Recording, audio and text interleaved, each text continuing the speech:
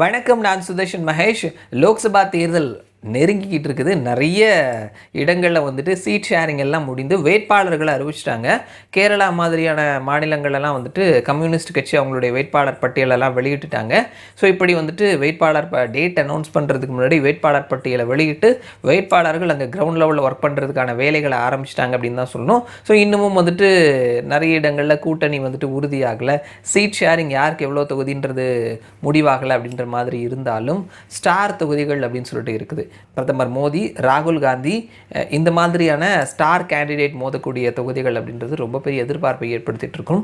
மோடி வந்துட்டு தமிழகத்தில் போட்டியிடுவாரா, ராமநாதபுரத்தில் போட்டியிடுவாரா, கன்னியாகுமரியில் போட்டியிடுவாரா அப்படின்றதுலாம் சில வருடங்களுக்கு முன்னாடி இருந்தே வந்துட்டு ஒரு எதிர்பார்ப்பு இருந்தது. ஸோ அந்த அளவுக்கு ஸ்டார் தொகுதிக்கு ஒரு பெரிய வேல்யூ இருக்கும். அந்த வகையில் ராகுல் காந்தி காங்கிரஸினுடைய முன்னாள் தலைவர் தற்பொழுது வயநாட்டு தொகுதியினுடைய எம்பியாக இருக்கிறாரு. ஸோ அவர் போன முறை Wayanad as well as Amethi இந்த 2 தொகுதியில் போட்டியிட்டார். அமேதி தொகுதியில் மத்திய அமைச்சர் ஸ்மிருதி இரானி கிட்ட தோல்வி அடைந்தார். ஸோ அமேதி தொகுதி ராகுல் காந்தியினுடைய அவங்களுடைய குடும்ப தொகுதி அப்படின்னு கூட சொல்லலாம். பரம்பரையாக வந்துட்டு அவங்க நின்றுட்டு இருந்த தொகுதி.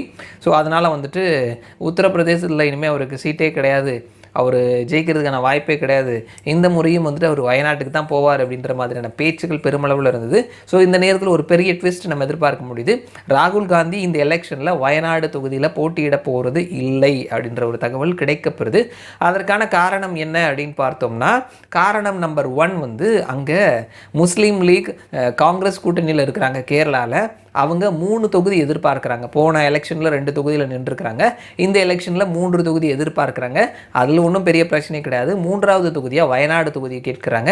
ஸோ வயநாடு தொகுதியில் இஸ்லாமியர்கள் பெரும்பான்மையாக இருக்கிறாங்க. ஸோ அதனால் எங்களுக்கு அந்த தொகுதி வேணும் அப்படின்னு சொல்லிட்டு இந்தியன் யூனியன் முஸ்லீம் லீக் கேட்குறாங்க.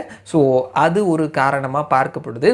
2வது காரணம் வந்து காங்கிரஸை எதிர்த்து கம்யூனிஸ்ட் எல்டிஎஃப் சார்பில் சிபிஐக்கு அந்த தொகுதியை ஒதுக்கி இருக்கிறாங்க.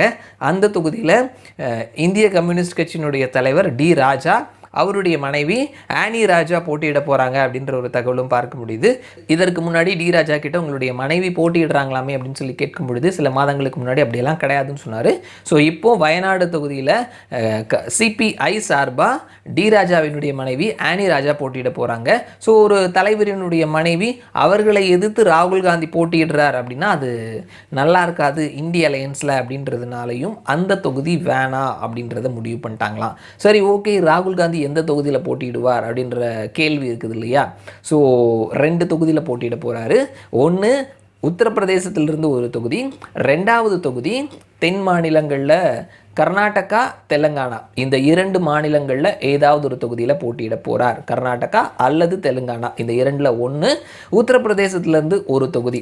ஆக மொத்தம் 2 தொகுதியில் ராகுல் காந்தி போட்டியிட போகிறாரு. இந்த முறை வயநாட்டில் இல்லை அப்படின்றது தான் வந்துட்டு இப்போது கிடைக்கப்பட்டிருக்கக்கூடிய தகவலாக இருக்குது.